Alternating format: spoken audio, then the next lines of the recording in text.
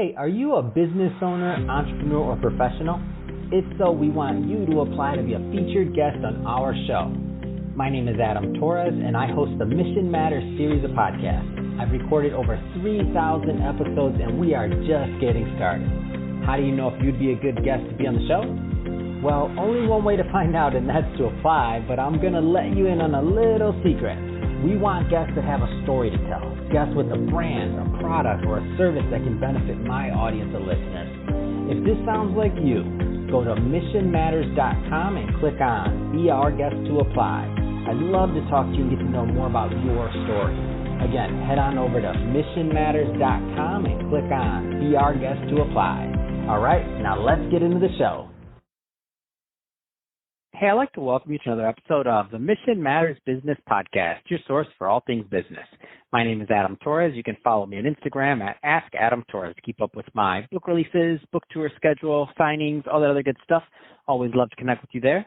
And as always, if you'd like to apply to become a co-author of one of my upcoming books, just head on over to the website, missionmatters.com, and click on Become an Author to apply. All right, so today I have Dr. Ilya Grigoris on the line, and he is the founder and president over at the Happiness Center. Ilya, welcome to the show. Thank you, Adam. I appreciate it.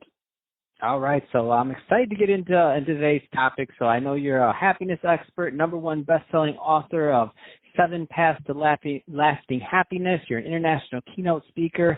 I mean, it's pretty obvious what your niche is, and so I love today's topic for you. So 7 keys to navigating any crisis. So it's a great thing to talk about, and I know we're in the midst of this global pandemic right now. So, I mean, how does this relate? Like, how can we successfully navigate this crisis from your experience?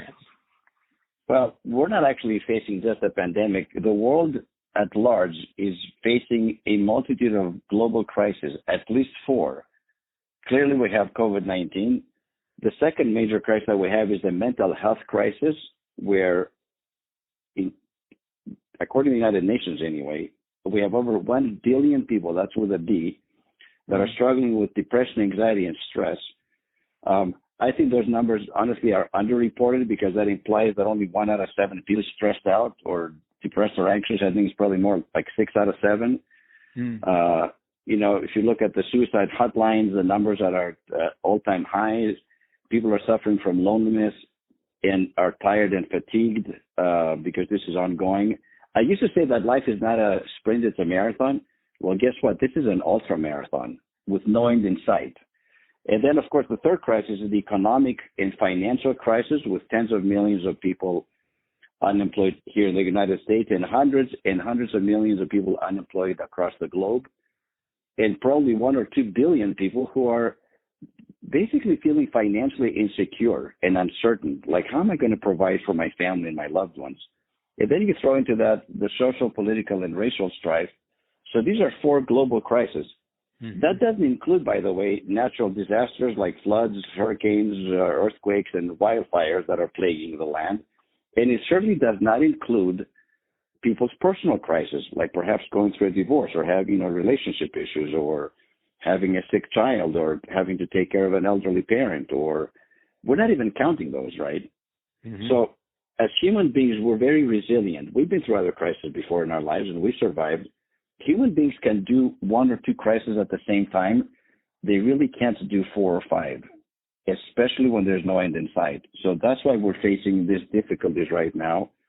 And in the middle of the pandemic, I had a very, very strong prompting. Like, as loud as I'm talking to you right now, Adam, Ilya, you need to get a book out, because this was back in March, in the middle of March, as things shut down initially. And I called my best friend and partner, Konstantinos Apostolopoulos, and I'm like, brother, I'm going to start writing a book, and we got to get it out in 45 days because people are going to be in great need. I could feel things, My first half of my career, I was a clinical psychologist in private practice. I could feel like there would be mental health issues coming as a result of the shutdown and the isolation and the loneliness. And to put things in perspective, my first book, 7 Paths to Lasting Happiness, Adam, took 3 years to write. And, the one that became a #1 bestseller. So getting a book out in 45 days is insanity. But we did it. We got down and we did nothing else for 45 days. And by May, we got the book out. And initially, we wrote this book for individuals. like how to help as many people as we can and to do our part to help humanity. What we didn't anticipate was this, that by the middle of June, as the economy began to open up again, organizations and businesses started reaching out to us and saying, our employees are scared, they're full of fear, they're depressed, they're anxious, they're traumatized by what has taken place. A lot of them are refusing to come back to work physically. And even the ones that are coming back, we just don't know what to do with them. And so we work a lot with senior HR leaders. And you know what their biggest organizational issue has been this whole year? How to ensure the physical and mental well-being of their employees. That's number one. Adam, that wouldn't even make the top 10 in the past. Yeah, for sure. It's the biggest issue right now. The second one, of course, is how to, maintain employee engagement and effectiveness and morale and productivity. Well, guess what? You can't get number two until you fix number one. So that's what we do. And we had, I'll give you two quick examples of, I had personally, Bank of America reached out to me from New York and said, can you help us? And I said, yes. So I did a presentation. Obviously, I couldn't fly to New York. It was online. 1,000 employees, how to navigate the crisis while maintaining employee engagement and happiness levels. And it was good. What I didn't anticipate, what came out of that is it so resonated with the audience that the VP from B of A that asked me to do this presentation said to me and put it down in a video testimonial that this is now going to go out to all 200,000 Bank of America employees throughout the land. So that's the one story. The second story is, at the same time, I had a small nonprofit company here in Colorado who works with developmentally disabled adults, only 350 employees, right? They called me and they wanted exactly the same thing. I did exactly the same presentation. Why do I share that? So you have a big Fortune 100 company, right, and a small nonprofit company, different industries. I mean, you couldn't get as diverse as two companies as you can, right? And the issues were exactly the same. And why is that? It's because in the end, it's all about people, and people are really struggling. They're facing something they've never faced before. And, HR directors and senior leaders, because I primarily work with senior leaders within organizations, need to show up very different. So when I train them, I say, listen, when you train your managers, your supervisors, anybody that has a direct report in essence, and most of your trainings, of course, are not done live. They're done over, a Zoom call. I want you to do this. Train them that when they reach out and connect with their people that are working for them, their employees, don't ask, how are you doing? Close the door and say, look, the door is closed. Lean into the Zoom camera. Get your face in there as close as you can and say, Adam, how are you really doing? How is your family? How are your kids? Is there anything that I can do for you or this company can do for you to make your life better? And then I said, if you want to get some extra credit as a leader, be vulnerable and be real and say, you know what? I'm really struggling too. I have a spouse that gets sick, or I have this. Like, be transparent, be compassionate, be vulnerable. That's the new leadership. The post-pandemic leadership is going to have to look like that. We can't keep going to, business as usual in the past. So, and then my training, of course, is, the 7 keys to how to navigate a crisis. So tell us a little bit more about maybe the personality types go into navigating a crisis and what that looks like. Yeah, great question. So in any crisis, there are 4 personality types. The first one is what we like to call the victim. And the victim basically is, why is this happening to me? It's all about me. Never mind that it's happening to 7 billion other people. So that's number one. Number 2 is the critic. Now, the critic, regardless of what the federal, state, or local government says, or the World Health Organization or the United Nations, they criticize everything. For example, no, it's so. Now, listen, this is Ilya. You should wear a mask when you go outside. Well, that's stupid. Okay, Ilya, never wear a mask when you go outside. What are you trying to do? Kill me? Like, no matter what. It doesn't matter what. They criticize everything. It doesn't matter. It doesn't matter, man. They're in the critical mode. Then you have the bystander. That's number 3. And the bystander, it's almost like, imagine the deer with the headlights look.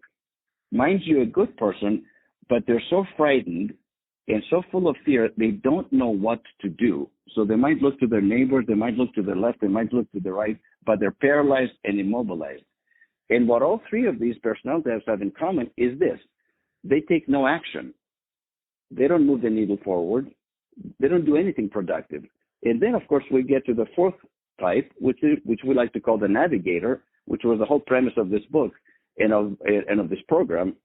And the navigator, of course, begins with practicing self-care, like really devotes time, because as the stress levels have increased during these crises, our self-care has to increase. So they take care of themselves physically, emotionally, mentally, and spiritually.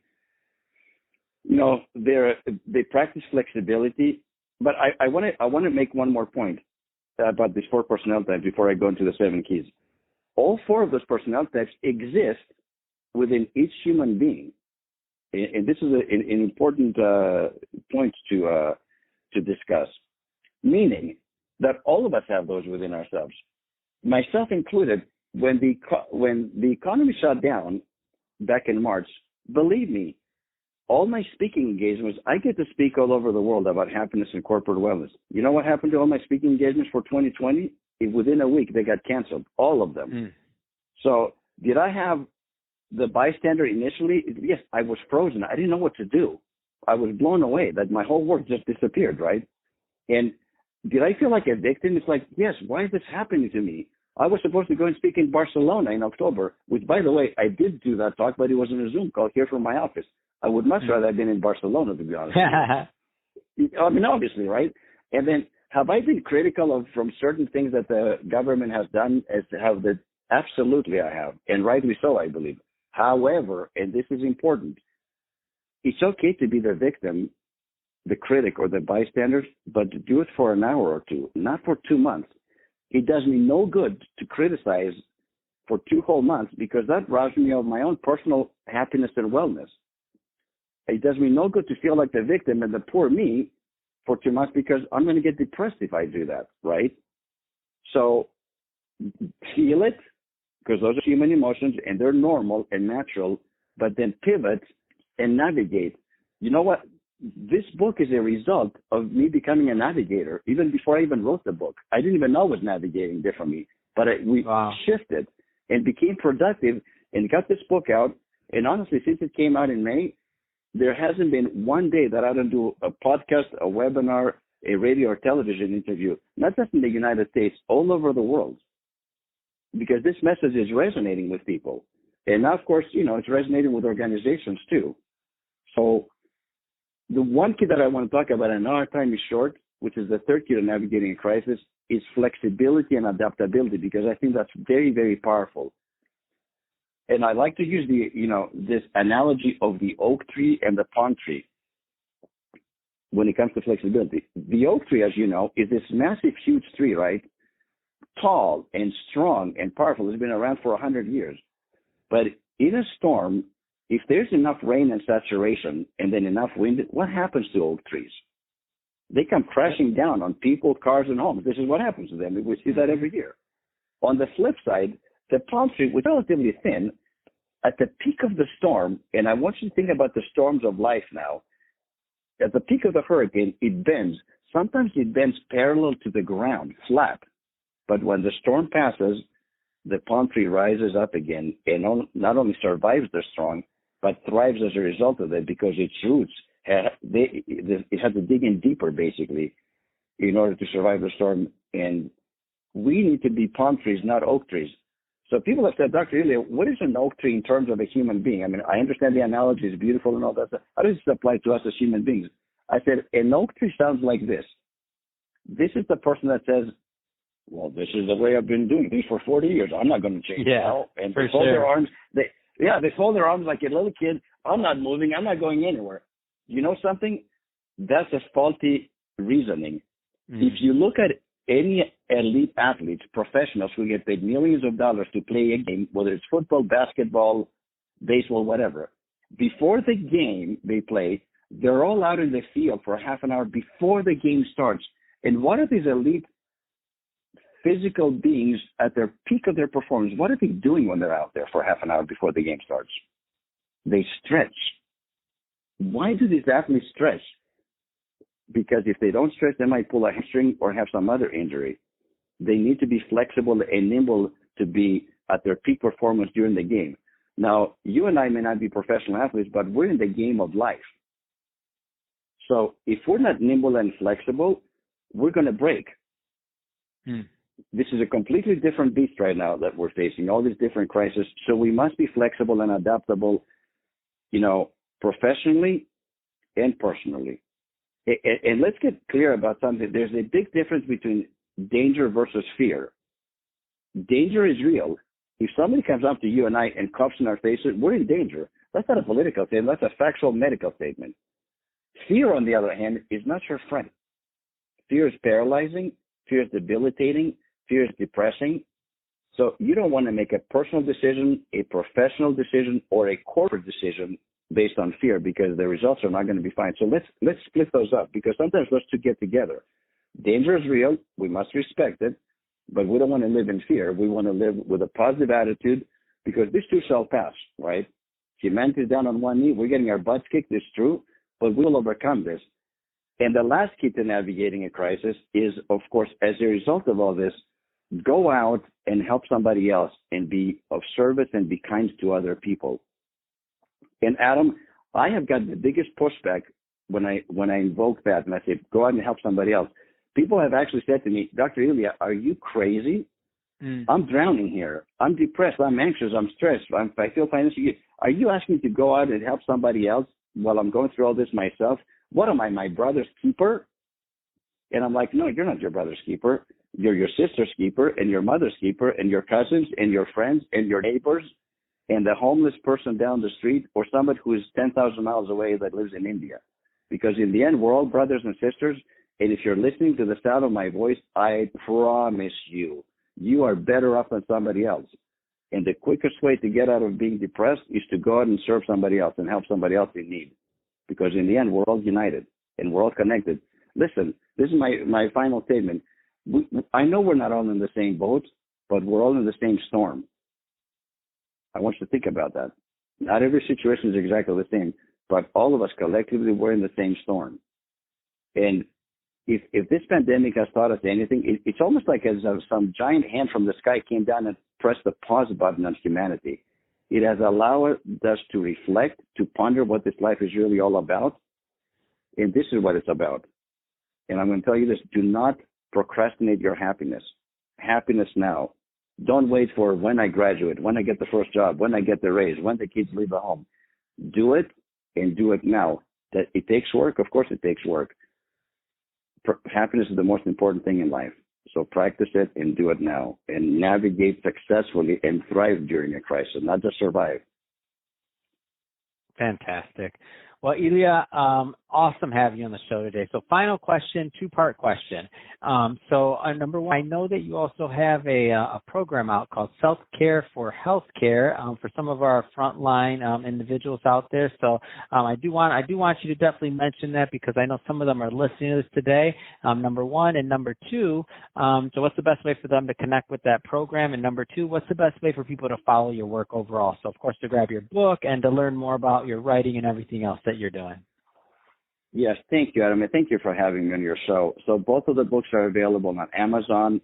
Best way to connect with me is through LinkedIn, Elia Gurgouris, PhD, the Happiness Doctor. And the Self-Care for Healthcare is something that I'm very passionate about, just because I feel like healthcare providers are putting their very lives on the line and have been for the last 9 to 10 months. They are the true heroes. So I developed a program to help doctors and nurses really practice self-care for themselves, basically how to take care of themselves physically, emotionally, mentally, and spiritually as they're taking care of all their patients. That's the program. So perfect. Thank you for having me on the show. And where do people get that program, just to make sure I have that right? Or do they contact you directly? Is it online? I just want to make sure. Go ahead. It's not online. They can contact me directly through LinkedIn. Perfect. Okay, I just want to make sure I was clear. Yes, driliagregoris.com is my website, or thehappinesscenter.com is the corporate site. Fantastic. Just want to make sure I had that out there. And Elias, thanks again for coming on the show. It's been great having you on. And I know I benefited from your message, and I'm sure a lot of the people listening will also. And to the audience, as always, thank you for tuning in.